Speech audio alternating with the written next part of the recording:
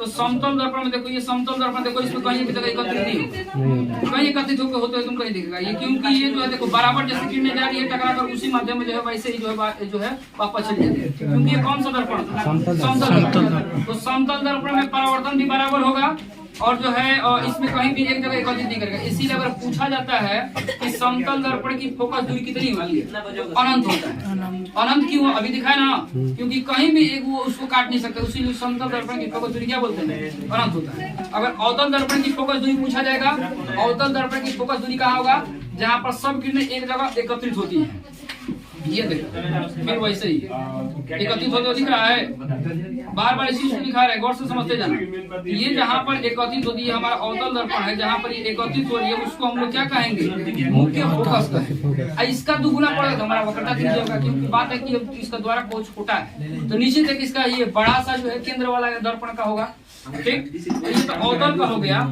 उत्तर में हम क्या बताएंगे, उत्तर प्रकाश किरणों को फैला देता है। फिलहाल में लेंस में देखोगे तुमको पीछे जो चित्र बनाए हो कापी में वैसा दिख जाएगा, लेकिन इसमें दिखेगा क्योंकि पीछे हम लोग चित्र नहीं बन पाएगा, लेकिन आप समझ सकते हैं इतना कि हाँ ये प्रकाश किरणों को कैसे फैला देता है, ये समझाने में तुमको पूरा हेल्प करेगा। गर्मी हो रहा है, थोड़ा सा गर्मी बर्दाश्त करो, तुमसे ज्यादा हम भीगे तो गमछी रही थी तो से ज्यादा हम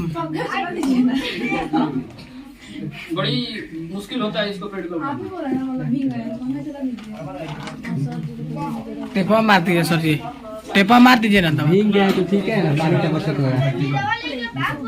का जूम कर लेना, तो फिर मैं बर्बादी मत करना। इसे ये उत्तल है, ध्यान समझो, ये हमारा उत्तल दर्पण है। तो उत्तल दर्पण में क्या था, प्रकाश किरणें फैल जाती हैं। तो देखो ये किरणें ये फैल गई, ये एक दूसरे को एक जगह काट नहीं सकती हैं, देखो फैल रही है। ठीक, ये हो रहा है, फैल रहा है। ठीक, ये देखो दोनों अलग अलग, देखो दोनों दिशा में तुमको भागते हुए दिख रहा है ना, देखो देखो 3 घाट को भाग रहा है, मीर घाट भाग रहा है, तो ये जो है अलग अलग भाग रहे हैं, यानी कि ये जो है प्रकाश की एकत्रित नहीं हो सकती। लेकिन जो इसका ऊपर से जो भाग रहा है, इसी के जस्ट पीछे जाकर बनाएंगे तो एक चित्र बनता हुआ दिखाई देगा, उसी को हम लोग मुख्य फोकस कहते हैं। उत्तल में क्या होगा, तो प्रकाश किरणें जो है विसरित हो जाती है, लेकिन अवतल में एकत्रित हो जाएंगे।